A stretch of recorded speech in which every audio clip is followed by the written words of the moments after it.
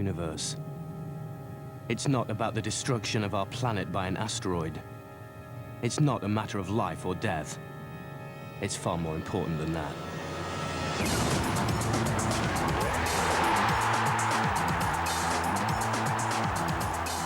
In one inspired moment, David Beckham scored the goal that is taking the England team to the World Cup finals.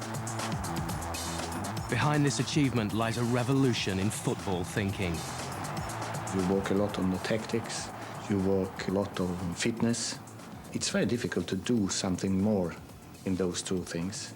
But where you can do things are on the mental base, to practice your brain. This is the exclusive story of how Sven-Göran Eriksson got inside the brains of the England football team and used the science of psychology to transform them into realistic contenders in the World Cup finals.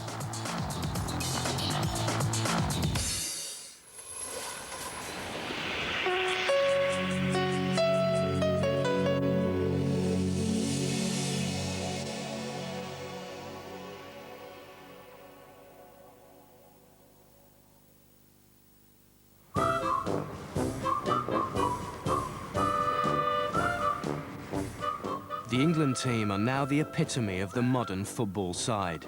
They're confident, relaxed, winners. But it wasn't always like this. They've been transformed by nothing less than a psychological revolution. Just 12 months ago, it was very different. There was no talk of science. It just wasn't English.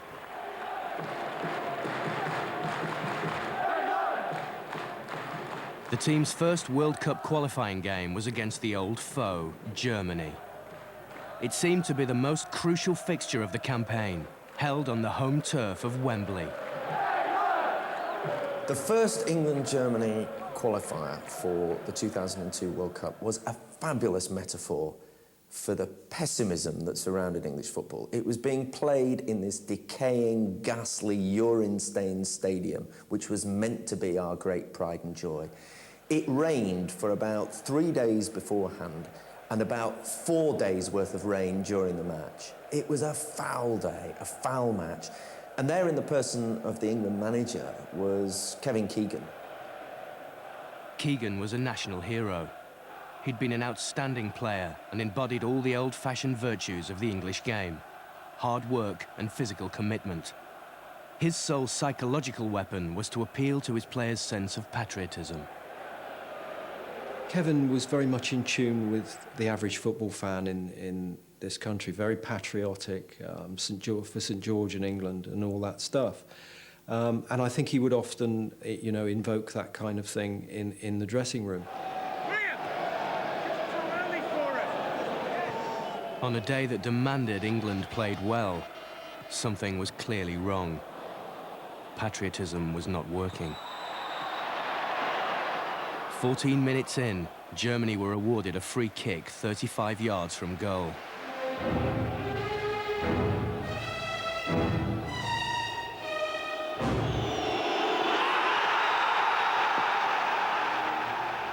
The England team never recovered.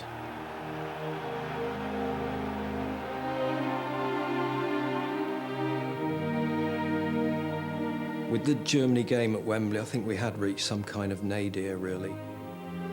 It was a low time.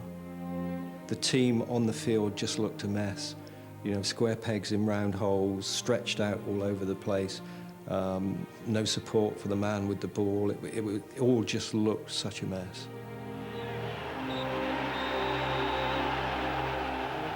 England were beaten. A side brimming with talent was reduced to 11 disembodied, disheartened men. It was more than just a defeat. It was humiliating.